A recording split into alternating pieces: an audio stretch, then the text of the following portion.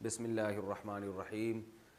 تین طلاق کے موضوع پر میں تفسیر کے لیکچروں میں یہ لیکچر ریکارڈ کروا رہا ہوں،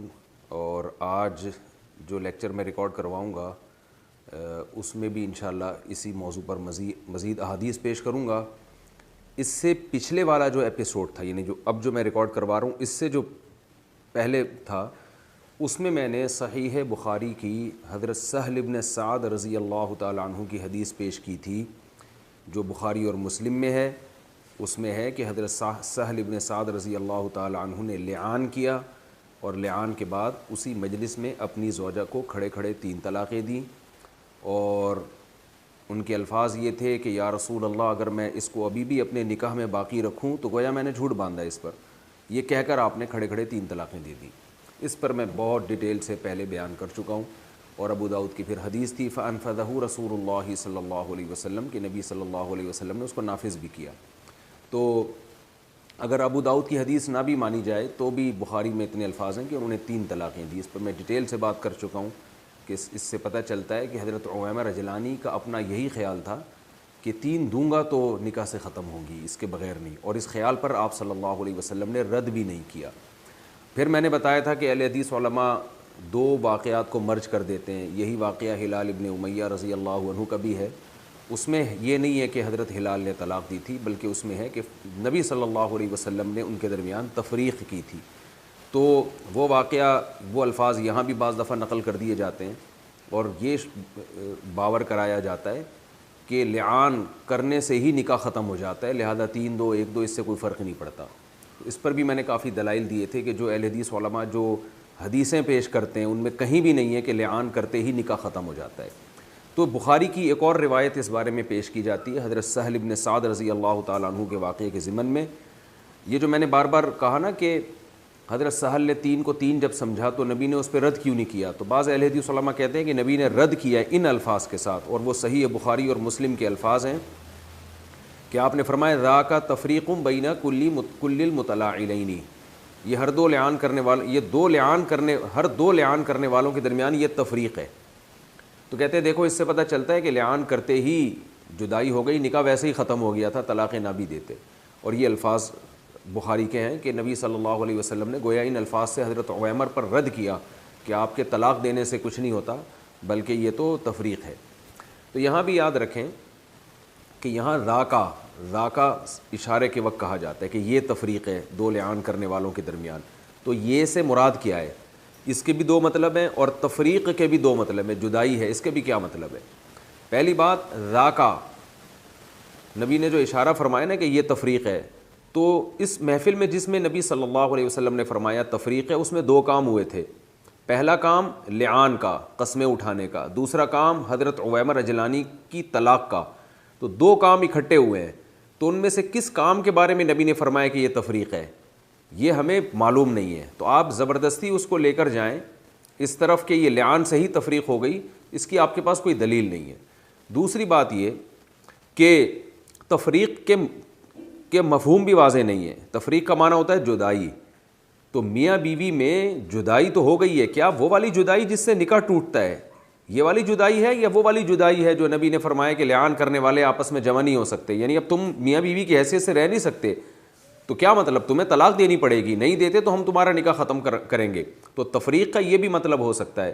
کہ آپ اب ایک دوسرے کے ساتھ نہیں رہ سکتے، یعنی آپ کو لازمی طلاق دینی پڑے گی، تو تفریق کا یہ بھی مطلب ہو سکتا ہے۔ اور یہ والا مطلب اس لیے اس کی پر دلیل ملتی ہے ہمیں کہ خود اہل حدیث علماء یہ حدیث پیش کرتے ہیں کہ فکانت تلک سنت المتلاعنین ان یفرق بینہما، کہ لعان کرنے والوں کے درمیان یہ سنت بن گئی کہ ان کے درمیان تفریق کرائی جائے گی۔ تو اس سے صاف پتہ چلتا ہے کہ تفریق الگ سے کرائی جائے گی ان کے درمیان، خود بخود نہیں ہو جائے گی، تو کرائی جائے گی، یہ مطلب ہے یہاں تفریق کا۔ خود اگر لعان سے ہی نکاح ختم ہو جاتا تو نبی یہ کیوں فرماتے کہ ان کے درمیان جدائی ڈالی جائے گی؟ ڈالی کا مطلب یہ ہے کہ ان کو اکٹھے نہیں رہنے دیا جائے گا، شوہر کو کہا جائے گا اس کو طلاق دو، اگر نہیں دیتا تو جج نکاح کو ختم کرے گا، کیونکہ ایک اصول ہے شریعت کا کہ جب مرد پہ طلاق دینا واجب ہوتا ہے اور وہ نہ دے تو پھر جج کو یہ اختیارات حاصل ہیں کہ وہ مرد کی طرف سے اس کا نائب بن کے، قائم مقام بن کے امساکم بالمعروف جب مرد نہیں کر سکتا تو تسریح بالاحسان کا کام پھر جج کرے گا. یہ پوری امت کا تقریباً متفق علیہ اصول ہے کہ مرد اگر عورت پہ ظلم کر رہا ہے اور ایسے ظلم جس میں تفریق بنتی ہے اور مرد پہ طلاق دینا واجب ہو جاتا ہے، تو اگر وہ نہیں دیتا تو پھر جج جو ہے اس کا نائب بن کے ڈیورس واقع کر سکتا ہے. اور وہ ظلم کی چند صورتیں ہیں، وہ محدود صورتیں ہیں، ان میں سے ایک یہ بھی ہے کہ اس نے بیوی پہ تہمت لگائی ہے اور گواہ نہیں پیش کر سکتا اور عورت اس کے دعوے کو تسلیم نہیں کر رہی، تو اب یہ حدود اللہ پہ قائم رہ کے زندگی نہیں گزار سکتے. لہذا ایسی صورت میں مرد پر واجب ہے کہ وہ بیوی کو طلاق دے. وہ نہیں دے گا تو جج جو ہے مرد کی طرف سے پھر بیوی کا نکاح ختم کرے گا. اور میں نے پھر آپ سے کو عرض کیا کہ فرض کر لیں ان تمام احادیث سے یہی ثابت ہوتا ہے کہ لعان سے ہی نکاح ختم ہوتا ہے، فرض کر لیں آپ، تو بھی حضرت عویمر اجلانی کا جو یہ سمجھنا، حضرت عویمر کو تو نہیں پتہ تھا نا لعان سے نکاح ختم ہو رہا ہے، انہوں نے تو لعان کیا اور کھڑے کھڑے اپنی بیوی کو 3 طلاقیں دے دیں. اور کن الفاظ سے دیں؟ کذبت علیہا ان امسکتھا یا رسول اللہ، یا رسول اللہ اگر میں اس کو اپنے نکاح میں اب باقی رکھوں گا تو اس کا مطلب میں نے ان پہ جھوٹ باندھا ہے. لہذا انہوں نے اسی وقت 3 طلاقیں دے دی. اس سے صاف پتہ چلتا ہے کہ وہ یہ سمجھ رہے تھے کہ نکاح سے خارج کرنے کے لیے مجھے 3 دینی پڑیں گی، ایک سے نکاح سے خارج نہیں ہوگی. تو ایک مجلس کی 3 سے وہ سمجھ رہے تھے کہ خارج ہو جائیں گی. تو اب ہم یہاں اس پہ ہم یہ کہتے ہیں کہ اگر صحابہ کے دور میں ایک مجلس کی 3 طلاقوں کو ایک سمجھا جاتا، یہ رواج ہوتا جیسے کہ ہمارے اہل حدیث حضرات کہتے ہیں، اگر یہ واقعی ایسا ہی ہوتا تو پھر حضرت عویمر اجلانی کے صحابہ میں داخل نہیں ہے. وہ کیوں سمجھ رہے ہیں کہ اکٹھی 3 سے 3 ہوتی ہیں، ایک نہیں ہوتی؟ اور وہ جو حضرت عویمر اجلانی کے ساتھ بہت سارے صحابہ اس وقت موجود تھے، وہ بھی تو صحابہ میں داخل ہیں، وہ کیوں یہ سمجھ رہے تھے کہ واقعی اکٹھی 3 سے 3 ہوں گی؟ آپ اگر کہتے ہیں صحابہ کے دور میں ایک مجلس کی 3 کو ایک سمجھا جاتا تھا، تو یہ سارے صحابہ کیوں نہیں سمجھ رہے تھے؟ پھر یہ سب ان کو کہتے ہیں کہ بھائی آپ کو پتہ نہیں ہے کہ ایک مجلس کی 3 تو ایک ہوتی ہیں، اس سے تھوڑی نکاح ختم ہوگا. آپ کہہ رہے ہو میں نکاح ختم کرنے کے لیے 3 دے رہا ہوں. تو یہ صاف پتہ چلتا ہے کہ اس میں آپ کو اپنی بات ثابت کرنے کے لیے تعویل در تعویل در تعویل در تعویل کرنی پڑے گی. تو اس سے صاف پتہ چلتا ہے کہ حضرت عویمر اجلانی طلاق کے مسائل سے واقف تھے. ان کو پتہ تھا کہ زمانہ جاہلیت میں جتنی بھی 2 ایک ہیں، اب زمانہ جاہلیت کا حکم منسوخ ہو گیا ہے، اب 3 دو گے تو 3 ہی ہوں گی. تو وہ یہ سمجھتے تھے. یا آپ یہ کہیں کہ یہ حضرت عویمر اجلانی کا اپنا ذاتی خیال تھا. بس یہ آخری بات کر کے پھر میں اگلی حدیث آپ کے سامنے پیش کرتا ہوں. ایک بات رہ جاتی ہے کہ حضرت عویمر اجلانی رضی اللہ تعالیٰ عنہ کو یہ تو معلوم تھا کہ زمانہ جاہلیت میں جو جتنی بھی طلاقیں دے دو وہ ایک ہی ہوتی ہیں، یہ تو معلوم تھا ان کو. لیکن ان کو یہ نہیں پتہ تھا کہ اکٹھی اگر 3 دو گے تو وہ ایک ہوگی، یہ مسئلہ ان کو معلوم نہیں تھا. تو اس میں میں یہ عرض کرتا ہوں، دیکھیں صحابہ کرام میں اگر کوئی کم علمی تھی نا طلاق کے مسائل میں یا کسی بھی مسئلے میں، یا تو وہ زمانہ جاہلیت سے چلی آ رہی تھی اور ان کو اس کے منسوخ ہونے کا علم نہیں ہوا. جیسے متع، بہت سے صحابہ سے مروی ہے کہ وہ نبی کے دور میں متع کیا کیونکہ ان کو پتہ نہیں تھا کہ متع حرام ہو چکا ہے اور زمانہ جاہلیت میں جائز سمجھا جاتا تھا اس کو. تو صحابی رسول یا تو 3 طلاقوں کو 3 سمجھیں گے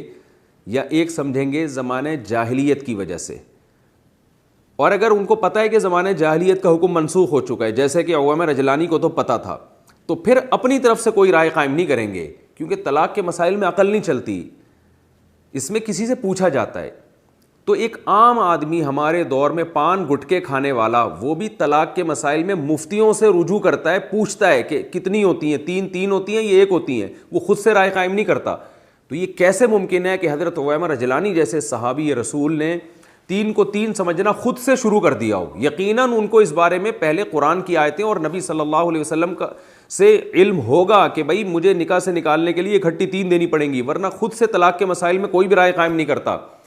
تو صحابی رسول کیسے رائے قائم کر سکتے ہیں؟ تو یہ تمام باتیں اس بات کی مضبوط دلیل ہے کہ اس حدیث سے صاف پتہ چلتا ہے کہ ایک مجلس کی 3 طلاقیں ایک ہوتی ہیں. جب تک آپ کے پاس اس سے زیادہ واضح بے غبار حدیث نہ ہو،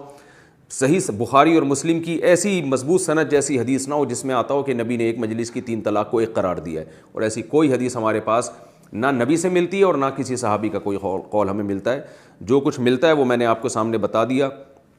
کہ اس کے الفاظ واضح نہیں ہیں، جس میں واضح الفاظ ہیں اس کی سند بالکل یعنی گویا کہ بہت زیادہ شدید ضعیف سندیں اور اس کی، اور جن کی سند صحیح ہے ان میں اس کے خلاف مل رہا ہے۔ اب ہم اگلی حدیث کی طرف چلتے ہیں۔ دوسری وہ حدیث جس سے پتہ چلتا ہے کہ رسول اللہ صلی اللہ علیہ وسلم کے دور میں اکٹھی 3 طلاقوں کو بھی ایک ہی سمجھا جاتا تھا۔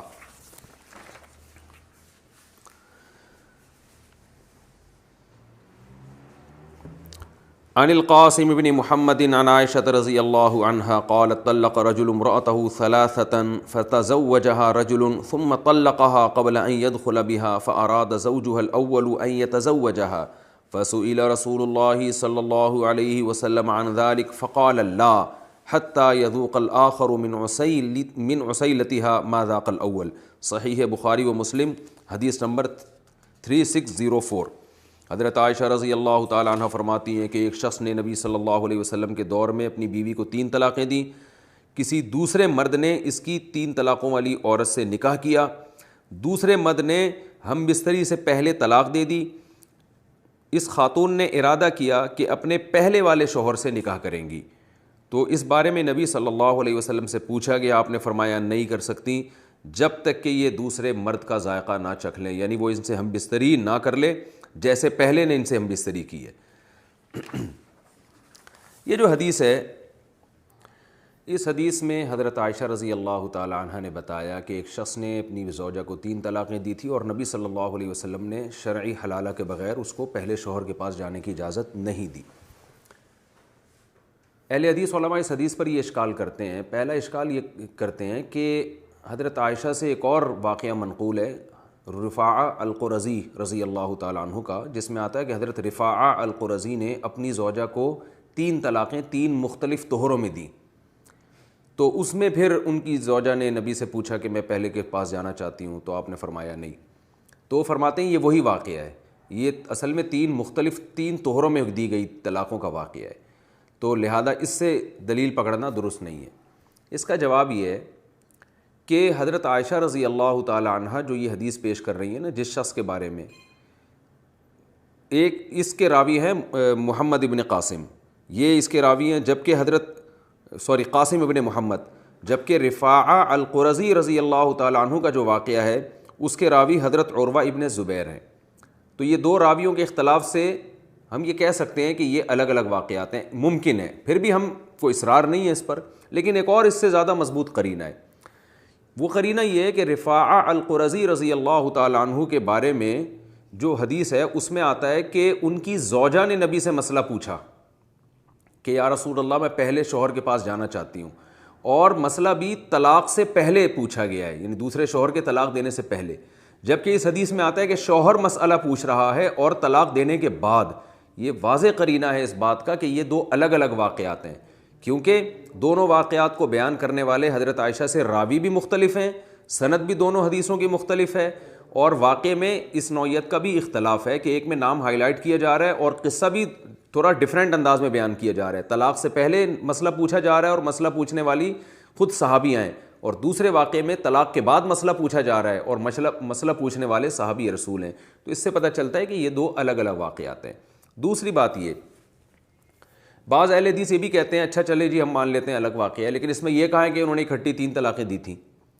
تو عرض یہ ہے کہ اس میں یہ بھی نہیں ہے کہ الگ الگ 3 طہروں میں دی تھی، اس میں علی الاطلاق ہے،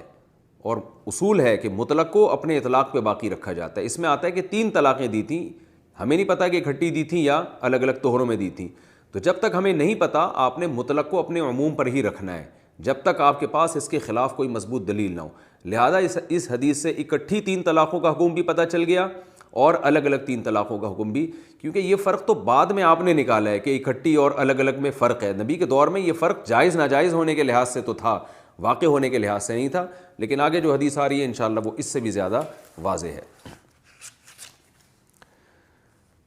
چوتھی حدیث ہے عن ہشام بن عروۃ عن ابیہ عن عائشہ رضی اللہ عنہا انہا سئلت عن الرجل يتزوج المرأة فيطلقها 3 فقالت قال رسول الله صلى الله عليه وسلم لا تحل للأول حتى يذوق الآخر عسيلتها وتذوق عسيلته۔ سنن بہقی کی حدیث ہے، بالکل سند بے غبار ہے اس کی، اور حدیث نمبر 15587۔ حضرت ہشام ابن عروہ اپنے والد سے، وہ حضرت عائشہ رضی اللہ تعالی عنہ سے نقل کرتے ہیں کہ حضرت عائشہ رضی اللہ تعالی عنہا سے پوچھا گیا کہ ایک آدمی کسی عورت سے نکاح کرتا ہے اور اس کو 3 طلاقیں دے دیتا ہے، تو اس کے بارے میں آپ مسئلہ بتائیں۔ امی عائشہ نے فرمایا کہ نبی نے ایسے مرد کے بارے میں حکم دیا ہے، ایسی عورت کے بارے میں حکم دیا ہے کہ یہ اپنے پہلے شوہر کے لیے حلال نہیں ہے جب تک کہ کسی دوسرے مرد سے نکاح کر کے ہم بستری نہ کر لے اور دوسرا بھی اس سے ہم بستری نہ کر لے، یعنی دونوں ایک دوسرے کا ذائقہ نہ چکھ لیں، اس وقت تک یہ پہلے کے لیے حلال نہیں ہے۔ یہاں بھی ہمارے اہل حدیث حضرات کہتے ہیں اس میں یہ کہاں ہے کہ وہ اکٹھی 3 دی تھیں۔ سوال یہی ہے کہ یہ اکٹھی 3 اور الگ الگ مجلسوں کی 3 کا فرق آپ نے کیا ہے۔ اگر یہ نبی کے دور میں اس فرق کی کوئی حیثیت ہوتی طلاق کے واقع ہونے کے لحاظ سے، تو امی عائشہ رضی اللہ تعالی عنہا سے جب سوال پوچھا گیا کہ امی عائشہ آپ بتائیں ایک آدمی بیوی کو 3 طلاقیں دیتا ہے تو کیا حکم ہے، تو امی عائشہ فوراً اس سے سوال پوچھتی کہ ایک مجلس میں دی ہیں یا 3 مہینوں میں فرق کر کے دی ہیں، کیونکہ سوال پوچھنے والے کا مقصد یہ تھا کہ 3 کے بعد بیوی حلال ہے یا نہیں ہے، تو امی عائشہ نے فرما دیا حلال نہیں ہے جب تک یہ پروسیس پورا نہ ہو جائے بغیر کسی معاہدے کے، تو اس وقت تک حلال نہیں ہے۔ تو امی عائشہ فوراً بتاتی کہ بھائی اکٹھی دی ہیں یا الگ الگ محفلوں کا پوچھ رہے ہو، تو صحابی نے ایسا، جو امی عائشہ سے جو پوچھنے والے ہیں انہوں نے ایسا کچھ بھی نہیں پوچھا، تو انہوں نے کبھی سوال بھی علی طلاق تھا کہ بھائی میں اس بحث میں نہیں پڑتا کہ اکٹھی دی ہیں یا الگ الگ محفلوں میں دی ہیں، میں یہ پوچھ رہا ہوں کہ جس مرد نے بیوی کو 3 دے دی اس کا حکم کیا ہے، تو امی عائشہ نے فرمایا اس کے بارے میں تو نبی کا حکم موجود ہے کہ وہ پہلے شوہر سے نکاح نہیں ہو سکتا، تو علی طلاق امی عائشہ رضی اللہ تعالیٰ عنہ اس کو فتویٰ دیا، تو اور نبی کی حدیث بھی اسی اپنے فتوے کی دلیل کے طور پہ پیش کی، تو جیسے امی عائشہ کا اپنا فتویٰ علی طلاق ہے تو نبی کی حدیث بھی علی طلاق اس بات کی دلیل ہے کہ ایک محفل میں اور الگ الگ محفل میں صحابہ کے دور میں طلاق کے واقع ہونے کے لحاظ سے کوئی فرق نہیں تھا، نہ مستفتی سے پوچھا جاتا تھا کہ ایک میں دی ہیں یا الگ الگ محفلوں میں دی ہیں، ورنہ امی عائشہ جیسی فقیہہ، ان جیسی ذہین اور ان جیسی نبی کے مزاج کو سمجھنے والی، اور طلاق کے مسائل میں تو بہت گہرائی میں جا کے جواب دینا پڑتا ہے کہ حلال حرام نہ ہو جائے۔ ہمیں پتہ ہے ہمارے پاس لوگ جب سوال لے کر آتے ہیں تو ہم ان سے 10 قسم کے کویشچن پوچھتے ہیں تاکہ ہمیں پوری ورڈنگ پتہ چلے، ایسا نہ ہو کہ رخصتی سے پہلے دے دی اور ہم اس کو رخصتی کے بعد کے حکام جاری کر رہے ہوں، تو بہت ڈیٹیل ہم اس سے پوچھتے ہیں، لیکن امی عائشہ رضی اللہ تعالیٰ عنہ بتا رہی ہے میں 3 دے دی تو یہ حکم ہے، تو 3 کے بعد بیوی پہلے کے لیے حلال نہیں ہے۔ تو اگر یہ 3 ایک مجلس کی اور الگ الگ مجلسوں میں فرق ہوتا تو امی عائشہ ضرور پوچھتی کہ ایک محفل کی بات کر رہے ہو یا 3 مہینوں کی بات کر رہے ہو۔ 5ویں حدیث عن اللیث عن نافع، ابو داؤد کی جو حدیث ہے نا فانفذہ رسول اللہ صلی اللہ علیہ وسلم، اس کو میں مستقل حدیث کاؤنٹ کر رہا ہوں کیونکہ ابو داؤد کی وہ حدیث جس میں آتا ہے کہ سہل ابن سعد کی 3 طلاقوں کو نبی نے کاؤنٹ کیا تھا وہ مستقل ایک حدیث ہے، تو اس کو ملا کے اب تک میں نے آپ کے سامنے 4 حدیثیں پیش کر دی ہیں۔ 5ویں حدیث عن اللیث عن نافع ان ابن عمر بن الخطاب رضی اللہ عنہ طلق امرأة له وهي حائض تطلیقة واحدة فأمره رسول الله صلی اللہ علیہ وسلم ان يراجعها وكان عبد الله إذا سئل عن ذلك قال لأحدهم إن كنت طلقتها 3 فقد حرمت عليك حتى تنكح زوجا غيرك وزاد فيه غيره عن الليث حدثني نافع قال ابن عمر لو طلقت مرة أو مرتين فإن النبي صلى الله عليه وسلم أمرني بهذا، صحیح بخاری حدیث نمبر 5332۔ لیث حضرت نافع سے اور وہ عبداللہ ابن عمر سے جو حضرت عمر کے بیٹے ہیں، ان سے روایت کرتے ہیں کہ عبداللہ بن عمر نے اپنی زوجہ کو حالت حیض میں 1 طلاق دی، آپ صلی اللہ علیہ وسلم نے حکم دیا کہ رجوع کرو۔ عبداللہ ابن عمر سے جب اس بارے میں پوچھا جاتا، اس بارے میں کیا مطلب حالت حیض میں اگر طلاق دی ہو تو کیا حکم ہے اس طلاق کا، اس بارے میں جب ان سے پوچھا جاتا تو وہ جواب یہ دیتے کہ اگر تم نے 3 دے دی ہیں تو پھر تمہاری بیوی تم پر حرام ہو گئی جب تک کہ کسی اور سے نکاح نہ کرے۔ اور لیث یہ بھی نقل کرتے ہیں کہ نافع نے فرمایا کہ حضرت عبداللہ بن عمر نے یہ بھی فرمایا کہ اگر تم نے 1 دی ہے یا 2 دی ہیں تو پھر حرام نہیں ہے بیوی، کیونکہ مجھے نبی صلی اللہ علیہ وسلم نے اسی بات کا حکم دیا۔ تو عبداللہ بن عمر نے حالت حیض میں اپنی بیوی کو 1 طلاق دی تھی، ان سے جب حالت حیض کی طلاق کے بارے میں پوچھا جاتا تو وہ فرما دیتے کہ بھئی اگر تم نے 3 دے دی ہیں تو پھر نکاح حلال نہیں ہے۔ اس سے صاف پتہ چل رہا ہے کہ ایک مجلس کی 3 کے بارے میں پوچھا جا رہا ہے، یعنی حالت 1 مہینے کی 3 کے بارے میں پوچھا جا رہا ہے، حالت حیض کی 3 کے بارے میں پوچھا جا رہا ہے۔ تو وہ بتا رہے ہیں کہ نبی نے مجھے جو حکم دیا تھا نا کہ رجوع کرو، وہ اس لیے حکم دیا تھا کہ میں نے 1 دی تھی، آگے خود انہوں نے فرمایا کہ اگر تم نے 1 یا 2 دیوں تو رجوع کا حق ہے، 3 دیوں تو رجوع کا حق نہیں ہے۔ تو اس سے حدیث کے سیاق و سباق سے ظاہر ہو رہا ہے، واضح پتہ چل رہا ہے کہ حالت حیض کی طلاق کے بارے میں آپ سے پوچھا جا رہا ہے، اور آپ حالت حیض ہی کی طلاق کے احکام بیان کر رہے ہیں کہ نبی نے رجوع کا حکم دیا تھا بشرطے کہ ایک یا دو دی ہو، اگر تین دی ہو تو پھر رجوع کا حق نہیں ہے۔ تو اس تین سے بظاہر بہت مضبوط قرائن سے پتہ چل رہا ہے کہ حالت حیض کی تین طلاقیں مراد ہیں، اور وہ بھی غیر شرعی ہونے کے باوجود نافذ بھی ہوتی ہیں، اور ایک ہی مہینے میں دیے جانے کے باوجود بھی نافذ ہو جاتی ہیں وہ۔ تو یہ واضح پتہ چلتا ہے۔ اگر آپ اس کے کچھ اور معنی لیتے ہیں تو وہ تعویل بعید ہوگی، وہ کھینچا تانی کر کے، یعنی سیاق و سباق سے ہٹا کر آپ اس حدیث کو لے کے جا رہے ہیں۔ پھر یعنی اہل حدیث جو علماء ہیں نا، اس پانچویں حدیث کا یہی جواب دیتے ہیں کہ یہ نبی نے جو فرمایا نا کہ ایک اور دو کے بعد رجوع کر سکتے ہو، تین کے بعد نہیں، تو اس سے تین الگ الگ طہروں کی مراد ہیں، تو حدیث کا سیاق و سباق اس کی نفی کر رہا ہے۔ چھٹی حدیث ہے عن انس بن مالک رضی اللہ عنہ ان رسول اللہ صلی اللہ علیہ وسلم سئل عن رجل طلق امرأته ثلاثا فتزوجت زوجا فمات عنها قبل ان يدخل بها هل يتزوجها الاول قال لا حتى يذوق عسيلتها، مسند ابی یعلا، حدیث نمبر 4199 اور اسنادہ حسن۔ انس بن مالک رضی اللہ تعالیٰ عنہ فرماتے ہیں کہ رسول اللہ صلی اللہ علیہ وسلم سے اس شخص کے بارے میں پوچھا گیا جو اپنی بیوی کو تین طلاقیں دے دے، اور وہ عورت کسی دوسرے مرد سے نکاح کیا اور اس مرد کا انتقال ہو گیا ہم بستری کرنے سے پہلے، تو کیا یہ عورت پہلے میاں کے لیے حلال ہے؟ تو آپ صلی اللہ علیہ وسلم فرمایا نہیں، جب تک کہ دوسرا مرد یعنی کسی ایسے یعنی جس سے بھی نکاح کرے جب تک وہ اس سے ہم بستری نہیں کر لیتا، پہلے سے نکاح حلال نہیں ہے۔ اس حدیث کی اسناد حسن ہے۔ امام ہیثمی فرماتے ہیں مجمع الزوائد باب متى تحل المبتوتہ، حدیث نمبر 7791، فرماتے ہیں ورجالہ رجال الصحیح خلا محمد بن دینار الطاہی وقد وثقہ ابو حاتم و ابو زرعہ و ابن حبان وفیہ کلام لا یضر۔ یہ پوری سند کی تحقیق اس کا حاصل یہ کہ حدیث حسن ہے، قابل قبول ہے۔ تو اس حدیث میں بھی نبی سے جب پوچھا گیا کہ ایک آدمی اگر بیوی کو تین طلاقیں دے اور وہ خاتون کسی دوسرے مرد سے نکاح کریں اور دوسرے کا انتقال ہو جائے ہم بستری سے پہلے، تو کیا یہ عورت پہلے کے لیے حلال ہوگی؟ آپ نے فرمایا نہیں۔ تو یہاں بھی آپ صلی اللہ علیہ وسلم نے کوئی تفصیل نہیں بیان فرمائی کہ بھئی وہ ایک طہر میں اگر تین دی تھیں یا الگ الگ طہر میں دی تھیں، ایک مجلس میں دی تھیں، الگ الگ مجلس میں دی تھیں، غصے میں دی تھیں یا نارمل کنڈیشن میں دی تھیں۔ ہمارے اہل حدیث حضرات یہ بھی کہتے ہیں غصے میں، بعض حضرات کہتے ہیں غصے میں طلاق نہیں ہوتی، تو ایسا بھی کچھ نہیں ہے، طلاق غصے میں بھی ہو جاتی ہے۔ ہمارے پاس کوئی حدیث نہیں ہے جس میں آتا ہے کہ غصے میں طلاق نہیں ہوتی۔ وہ جو لا طلاق ولا عتاق فی اغلاق کی حدیث پیش کی جاتی ہے، اس میں اغلاق کا مطلب کسی بھی لغت میں غصہ نہیں لکھا ہوا۔ اغلاق کا مطلب ہوتا ہے رائے عقل کے دروازے 100% بند ہو جائیں، تالا پڑ جائے، اور وہ نیند میں یا بے ہوشی میں یا جنون کی حالت میں ایسا ہوتا ہے، اور اس میں پوری امت کا اجماع ہے کہ جب انسان کی عقل کام ہی نہ کر رہی ہو، کوئی بے ہوش ہوا ہوا ہے یعنی نیند میں ہے، سوتے سوتے طلاق دے رہا ہے، یا یہ کہ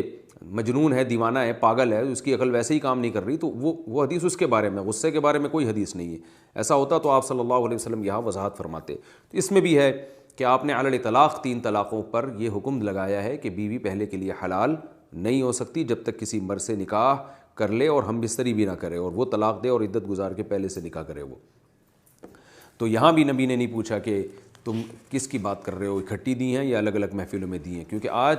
جب بھی کوئی اہل حدیث علماء کے پاس آتا ہے تو اس سے سوال پوچھتے ہیں کہ ایک مجلس میں دی ہیں الگ الگ مجلسوں میں، تو ان کا سوال پوچھنا خود حدیث کے خلاف جا رہا ہے کہ نبی تو یہ سوال نہیں پوچھتے تھے، نبی تو علی طلاق تین کا تین ہونے کا فتویٰ دیا کرتے تھے۔ ساتویں حدیث عن عبداللہ بن عمر رضی اللہ عنہ قال سئل النبی صلی اللہ علیہ وسلم عن الرجل يطلق امرأته ثلاثا فيتزوجها الرجل فيغلق الباب ويرخي الستر ثم يطلقها قبل ان يدخل بها قال لا تحل للأول حتى يجامعها الآخر، سنن نسائی، حدیث نمبر 3415۔ عبداللہ بن عمر رضی اللہ تعالی عنہ سے روایت ہے کہ نبی صلی اللہ علیہ وسلم سے اس شخص کے بارے میں پوچھا گیا جو اپنی بیوی کو تین طلاقیں دے اور پھر دوسرا مرد اس سے نکاح کرے اس کی بیوی سے۔ اب دوسرے مرد نے دروازہ بند کیا اور پردہ گرا دیا اور پھر اس کے بعد طلاق دے دی، یعنی اس ہم بستری نہیں کی، بس دروازہ بند کیا، کنڈی لگائی اور پردہ بھی گرا کے فوراً طلاق دے دی، ابھی ہم بستری نہیں کی۔ تو آپ صلی اللہ علیہ وسلم فرمائے یہ عورت پہلے شوہر کے لیے حلال نہیں ہے جب تک کہ دوسرا ہم بستری نہ کر لے، یعنی کوئی دوسرا مرد ہم بستری اس عورت سے نہ کر لے نکاح کے بعد۔ تو اس حدیث کو بھی ناصر الالبانی رحمہ اللہ نے صحیح لغیرہ قرار دیا ہے۔ آپ سنن نسائی للالبانی جو صحیح و ضعیف سنن نسائی للالبانی وہ دیکھ سکتے ہیں آپ، حدیث نمبر 3415۔ تو اس میں بھی نہیں ہے کہ نبی صلی اللہ علیہ وسلم نے پوچھا ہو کہ بھئی وہ جو پہلا جس نے 3 دیے ہیں وہ ایک مجلس میں دیے ہیں یا الگ الگ مجلسوں میں، تو اس سے پتہ چلتا ہے کہ نبی کے دور میں یہ فرق طلاق کے واقع ہونے کے لحاظ سے اس کی ویلیو نہیں تھی۔ پوچھنے والا صرف یہ پوچھ رہا ہے کہ پہلے کے لیے حلال ہے یا نہیں، تو آپ نے بتا دیا پہلے کے لیے حلال نہیں ہے۔ تو آپ کے پاس بھی جب کوئی آئے 3 دے کے تو آپ بتا سکتے ہیں کہ بھئی پہلے کے لیے اب حلال نہیں ہے جب تک کہ کسی مرد سے نکاح نہ کرے۔ یہ جو آپ تفصیل پوچھتے ہیں کہ ایک مجلس میں دی الگ الگ مجلسوں میں، یہ تفصیل پوچھنا ان احادیث صحیحہ صریحہ کی صریح مخالفت ہے۔ ابھی حدیث قال الامام الشافعی رحمہ اللہ تعالی، امام شافعی اپنی کتاب الام میں فرماتے ہیں اخبرنا عمی محمد بن علی بن الشافع عن عبد اللہ بن علی بن السائب عن نافع بن عجیر بن عبد یزید ان رکانۃ بن عبد یزید طلق امرأته سہیمۃ البتۃ ثم اتى رسول اللہ صلی اللہ علیہ وسلم فقال یا رسول اللہ انی طلقت امرأتی سہیمۃ البتۃ وواللہ ما اردت الا واحدۃ فقال رسول اللہ صلی اللہ علیہ وسلم لرکانہ واللہ ما اردت الا واحدۃ فقال رکانہ واللہ ما اردت الا واحدۃ فردها الیہ رسول اللہ صلی اللہ علیہ وسلم فطلقها الثانیۃ فی زمان عمر رضی اللہ عنہ والثالثۃ فی زمان عثمان۔ یہ حدیث ابو داؤد میں بھی ہے اور امام شافعی کے مسند میں بھی ہے اور بہت ساری حدیث کی کتابوں میں۔ اس کی سند میں پڑھ دیتا ہوں۔ امام شافعی اپنے چچا محمد ابن علی سے اور وہ اپنے والد کے چچا زاد بھائی عبداللہ ابن علی ابن السائب سے اور وہ اپنے والد کے چچا زاد بھائی یعنی نافع ابن عجیر سے اور نافع ابن عجیر اپنے چچا یعنی حضرت رکانہ رضی اللہ تعالیٰ عنہ سے روایت کرتے ہیں کہ حضرت رکانہ نے اپنی بیوی سہیمہ کو طلاق البتہ دی۔ میں نے شروع کے ایپیسوڈ میں غالباً ایپیسوڈ نمبر 2 میں ریکارڈ کروایا تھا کہ بہت سے محدثین نے کہا کہ نبی کے دور میں طلاق البتہ کا معمول نہیں تھا، تو اس بیس پر ہمارے اہل حدیث بھائی اس حدیث کو کہتے ہیں طلاق البتہ تو تھی نہیں۔ تو یاد رکھیں یہاں طلاق البتہ دی کا مطلب یہ نہیں کہ البتہ کے لفظ سے طلاق دی، البتہ کا لفظ ہوتا ہے پکی، تو مطلب ہے پکی طلاقیں دی، تو پکی طلاقیں 3 ہوتی ہیں، تو اکٹھی 3 طلاقیں دی، یعنی 3 طلاقیں دی ہیں اس میں۔ تو حضرت رکانہ رضی اللہ تعالی عنہ نے اپنی بیوی سہیمہ کو طلاق البتہ دی۔ اس کے بعد حضرت رکانہ نبی کی خدمت میں حاضر ہوئے، عرض کیا یا رسول اللہ میں نے اپنی زوجہ سہیمہ کو پکی طلاق دی ہے، یعنی البتہ طلاق دی ہے، اور اللہ کی قسم میرا ارادہ صرف ایک کا تھا۔ یہ جو ہے نا ارادہ ایک کا تھا، یہ بھی جبھی ہو سکتا ہے جب 3 دفعہ الفاظ تاکید کے لیے دہرائے جائیں، تو صاحب پتہ چل رہا ہے 3 دی تھیں، نیت ایک کی تھی۔ اللہ کی قسم میرا ارادہ صرف ایک طلاق کا تھا۔ آپ صلی اللہ علیہ وسلم فرمایا تم اللہ کی قسم اٹھا کے کہہ سکتے ہو کہ واقعی کیا تمہارا ارادہ ایک کا تھا؟ آپ نے فرمایا اللہ کی قسم میرا صرف ایک کا ارادہ تھا۔ اس پر آپ صلی اللہ علیہ وسلم نے ان کی زوجہ کو لوٹا دیا۔ حضرت رکانہ نے انہیں دوسری طلاق پھر حضرت عمر کے دور میں اور تیسری حضرت عثمان کے دور خلافت میں دی۔ تو عرب میں عادت تھی ایک بات کو 3 دفعہ دہراتے تھے تو نیت ایک کی کرتے تھے، تو حضرت رکانہ نے ایک لفظ کو 3 دفعہ ریپیٹ کیا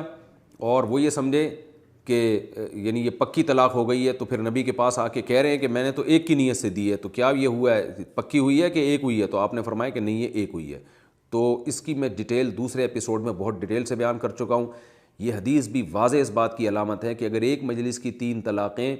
ایک ہی ہوتی ہمیشہ تو آپ ان سے قسم کیوں اٹھاتے کہ تمہاری نیت کتنی کی تھی؟ یہ قسم اٹھانا اس کی علامت ہے کہ بھئی نارمل تو 3 دینے سے 3 ہی ہوں گی جب تک کہ کوئی باقاعدہ ارادہ نہ کرے۔ اور پھر اس پہ بھی میں نے تفصیل سے بات کی تھی کہ اس زمانے میں اگر کوئی 3 دے کے کہتا ہے کہ میری نیت ایک کی تھی تو حضرت عمر کے فیصلے کی وجہ سے قاضی اس کے اس زمانی دعوے کو قبول نہیں کرے گا، کیونکہ دھوکے کا دور ہے، جھوٹ لوگ بہت زیادہ بولتے ہیں، تو اس لیے اس میں گواہوں کو پہلے سے بتائے کہ میں 3 دے رہا ہوں ایک کی نیت سے، یا یہ کہ وہ اپنا کیس کہیں لے کے ہی نہ جائے، نہ بیوی کو بھی نہ پتہ چلے۔ اس کی تفصیل میں دوسرے ایپیسوڈ میں بہت ڈیٹیل سے بتا چکا ہوں، وہ میں اس کو ریپیٹ نہیں کرتا۔ ہمارے جو اہل حدیث علماء ہیں اس حدیث کی سند پہ اعتراض کرتے ہیں، اور سند کے بارے میں پہلے میں آپ کو پڑھ کے سنا دیتا ہوں۔ اہل حدیث علماء کہتے ہیں کہ اس کی جو سند ہے نا اس میں علی ابن محمد ابن سائب، یہ جو عبداللہ ابن علی ابن سائب، ان کو ہمارے اہل حدیث علماء نے مجہول قرار دینے کی کوشش کی ہے کہ یہ مجہول راوی ہیں اور جہالت کا الزام لگایا، مگر یہ مجہول اس لیے نہیں ہے کہ یہ امام شافعی کے دادا کے چچا زاد بھائی ہیں، اور ابن حبان نے ان کو اپنی کتاب الثقات میں ذکر کیا ہے، الثقات لابن حبان حدیث نمبر 3715 آپ دیکھ لیں. تو جہالت کا الزام تو ان سے ختم ہو گیا. ایک اور راوی ہیں نافع ابن عجیر ابن عبد یزید, انہیں بھی اہل حدیث علماء کہتے ہیں کہ یہ مجہول راوی ہیں. یہ بھی مجہول اس لیے نہیں ہے کہ آپ امام شافعی کے پردادا کے چچا زاد بھائی ہیں اور حضرت رکانہ رضی اللہ تعالیٰ عنہ کے یا تو بھتیجے ہیں یا بھائی ہیں آپ, کیونکہ بعض نے آپ کو بھتیجا شمار کیا اور بعض نے آپ کو بھائی شمار کیا ہے. اور ابن حجر رحمہ اللہ تعالیٰ نے بھی جو ہے نا ابن حبان کے حوالے سے نافع ابن عجیر کے صحابی ہونے کا تذکرہ کیا جو ان کے بعد والے ہیں. اچھا, اہل حدیث علماء نے یہاں یہ بھی گڑبڑ کی ہے, بعض علماء نے انہوں نے کہا ہے کہ یہ جو راوی ہے نا جو حضرت رکانہ سے نقل کرنے والے نافع ابن عجیر, ان کا پتہ ہی نہیں ہے کہ یہ حضرت رکانہ کے بھتیجے ہیں یا بھائی ہیں. بعض راوی ان کو بھتیجا کہہ رہے ہیں, بعض ان کو بھائی کہہ رہے ہیں. تو اس بیس پر اس حدیث کو مسترب قرار دینے کی کوشش کی ہے. تو یاد رکھیں, کسی راوی کے رشتہ داری میں اگر کوئی راوی اختلاف کرتا ہے اس سے کبھی بھی حدیث ضعیف نہیں ہوتی. اگر کوئی بھائی کہے یا کوئی بھتیجا کہے, اس سے حدیث کا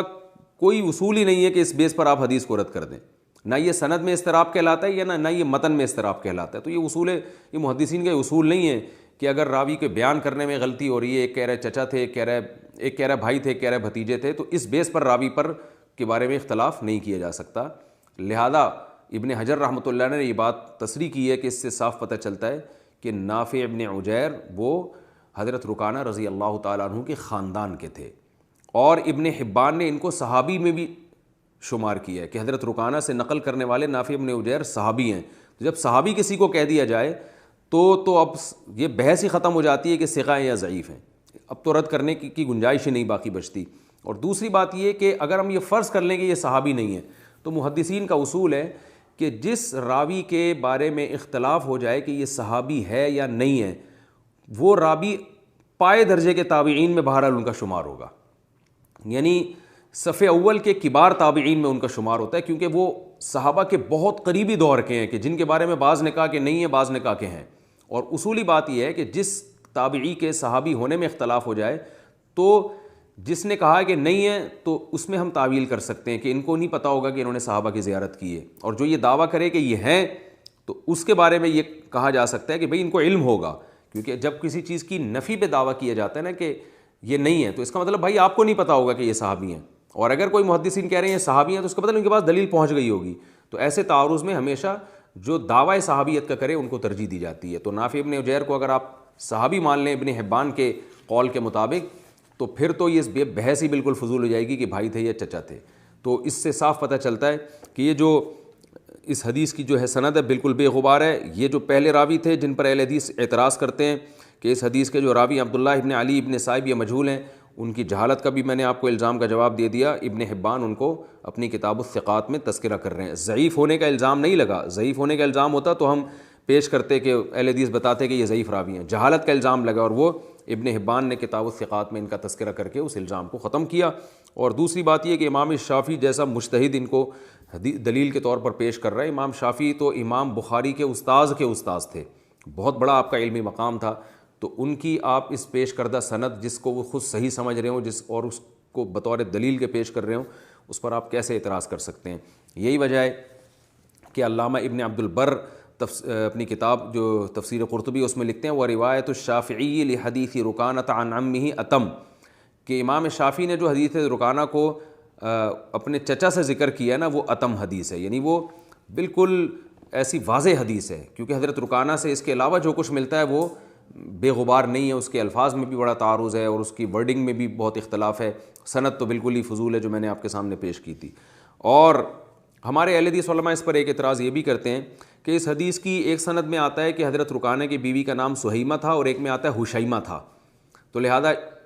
اس کے متن میں اضطراب ہے. تو یاد رکھیں سہیمہ اور حشیمہ کو لکھنے کا ایک ہی طریقہ ہے, صرف نقطوں کا فرق ہے. تو جب حدیث میں اس قسم کی تصحیف ہوتی ہے کہ کتابت کا فرق آ جاتا ہے, اس سے بھی حدیث ضعیف نہیں ہوتی, ورنہ آپ بخاری کی بھی حدیثوں کو پھر آپ کو ضعیف قرار دینا پڑے گا. بخاری میں آتا ہے کہ وَيَضَعُ الْحَرْبَ, حضرت عیسیٰ علیہ السلام جو قرب قیامت میں نازل ہوں گے حربہ کو ختم کریں گے. حربہ کہتے ہیں جنگ کو, اسی سے قادیانی کہتے ہیں کہ حضرت عیسیٰ تو جنگ ختم کرنے کے لیے آئیں گے, جبکہ ہمیں بہت ساری حدیثوں میں ملتا ہے کہ حضرت عیسیٰ جزیہ کو ختم کریں گے, حربہ کو ختم نہیں کریں گے, جزیہ کو. اب جزیہ اور حربہ کو لکھنے کا طریقہ ایک ہی ہے، تو اس سے صاف پتہ چلتا ہے کہ بخاری کی حدیث میں راوی سے لکھنے میں غلطی ہوئی ہے کہ جزیہ کو انہوں نے حربہ لکھ دیا، ہا کے نیچے جیم کا نقطہ نہیں ڈالا اور را کے اوپر زے کا نقطہ نہیں ڈالا۔ تو تمام محدثین کا اتفاق ہے کہ اس قسم کی جو غلطی ہوتی ہے نا کتابت کی، اس سے کبھی بھی حدیث ضعیف نہیں ہوتی۔ تو یہاں بھی ایک راوی سہیمہ نام بتا رہے ہیں، ایک حشیمہ، لکھنے کا طریقہ دونوں کو ایک ہے، نقطوں کا اختلاف ہے، تو نقطوں کا اختلاف کسی راوی سے تصحیف کے طور پر ہو گیا ہے، اس سے حدیث ضعیف نہیں ہوتی۔ تو یہ حدیث جو امام شافعی بیان کرتے ہیں اپنے چچا کے بارے میں، امام شافعی فرماتے ہیں عمی ثقۃ تہذیب الاسماء واللغات لابی زکریا النووی، اس میں امام شافعی فرماتے ہیں عمی ثقۃ، میرے چچا ثقہ ہیں۔ دوسرے حدیث کے راوی ہیں عبداللہ ابن علی ابن صائب، ان کو بھی ابن حبان نے کتاب الثقات میں شمار کیا، اور میرے علم میں کوئی ایسی دلیل، کوئی مشہور محدث نہیں ہے جنہوں نے ان کو ضعیف قرار دیا ہو۔ اور تیسرے راوی ہیں نافع ابن عجیر، نافع ابن عجیر کے بارے میں بتایا ان کے صحابی ہونے میں اختلاف ہے، بعض کہتے ہیں وہ صحابی تھے، بعض کہتے ہیں تابعی تھے، اور فرض کر لیں کہ یہ تابعی تھے تو پھر یہ حدیث مرسل ہوگی، یعنی ایک تابعی جنہوں نے صحابی کی زیارت نہیں کی مگر وہ صحابی سے نقل کر رہے ہیں صحابی کے دور کے بہت قریب، تو اس میں آپ یہ کہہ سکتے ہیں کہ درمیان میں ایک راوی غائب ہے۔ تو یہاں یہ راوی کا غائب ہونا اس لیے نقصان نہیں پہنچاتا حدیث کو کہ حضرت رکانہ کے سگے بھائی یا سگے بھتیجے حضرت رکانہ سے نقل کر رہے ہیں، تو گھر کا جو رشتہ دار ہے نا، جو رہنے والا ہے ساتھ، اس کو اپنے خاندان کی باتیں زیادہ معلوم ہوتی ہیں، خاص طور پہ طلاق سے متعلق مسائل میں۔ مثال کے طور پر میں اگر بتاتا ہوں کہ میرے دادا نے یہ کیا، آپ کہیں بھائی تو مفتی صاحب آپ نے تو اپنے دادا کو دیکھا نہیں ہے، تو ظاہر ہے میں نے باپ سے سن کے بتایا ہوگا، اور خاندان کے فرد کی بات جتنا میں جانتا ہوں گا کوئی دوسرا نہیں جانتا ہوگا۔ دوسرے بتا رہے ہیں کہ حضرت رکانہ نے جو ہے نا وہ ایک مجلس میں 3 طلاقیں دی تھیں، علی طلاق نبی نے اس کو ایک قرار دیا، اور گھر کا فرد بتا رہا ہے کہ حضرت رکانہ نے ایک مجلس میں 3 ایک کی نیت سے دی تھیں، تو آپ بتاؤ کہ گھر کے فرد کی بات زیادہ معتبر ہوگی یا کسی تھرڈ پرسن کی بات زیادہ معتبر ہوگی؟ اور وہ تھرڈ پرسن بھی عبداللہ بن عباس ہیں جو خود ایک اکٹھی 3 طلاقوں کے 3 ہونے کا فتویٰ دے رہے ہیں، جو عبداللہ بن عباس سے یا دوسرے جو صحابی ہیں وہ اس پائے کے نہیں ہیں، بلکہ اگر ہم صحابی کو تو علی طلاق حجت مانتے ہیں تو آگے ان سے نقل کرنے والے لنگڑے لولے راوی ہیں۔ اس سے صاف پتہ چلتا ہے بھائی آپ حضرت رکانہ سے متعلق وہ حدیثیں جن کی سند بے انتہا ضعیف، جن کے متن میں اضطراب، جن کی سند میں اضطراب، اور جو حضرت رکانہ کے رشتہ دار بھی نہیں ہیں، ان حدیثوں کو تو آپ حجت بنا رہے ہو۔ اور امام شافعی جو حضرت رکانہ کی آل اولاد میں ہیں، وہ ایسی سند پیش کرتے ہیں جس کے سارے راوی ثقہ بھی ہوں اور قریشی اور ہاشمی بھی ہوں۔ اس سند میں کمال یہ ہے کہ سارے قریشی اور ہاشمی راوی ہیں، حضرت رکانہ کی آل اولاد ہے ساری، اس کو آپ مسترد کر دو تو اس سے صاف پتہ چلتا ہے کہ یہ علمی خیانت کہلائے گی۔ تو حضرت رکانہ کی یا تو آپ کسی حدیث کو حجت نہیں مانو، اگر آپ نے حجت ماننا ہے تو اس والی یہ حدیث اس قابل ہے کہ آپ اس کو حجت مانیں اور اس کے مطابق آپ فیصلہ کریں۔ تو یہ بھی آپ نے حدیث دیکھ لی، اس کے بعد اگلے ایپیسوڈ میں انشاءاللہ مزید احادیث پیش کروں گا، اور ان میں بھی یہی ہے کہ نبی صلی اللہ علیہ وسلم نے کوئی فرق نہیں کیا کہ اکٹھی دی ہوں، 3 دی ہوں، شرعی طریقے سے دی ہوں، غیر شرعی طریقے سے دی ہوں، تو وہ آپ کے سامنے انشاءاللہ احادیث آئیں گی۔ اللہ تعالی ہمیں سمجھنے کی، عمل کی توفیق عطا فرمائے۔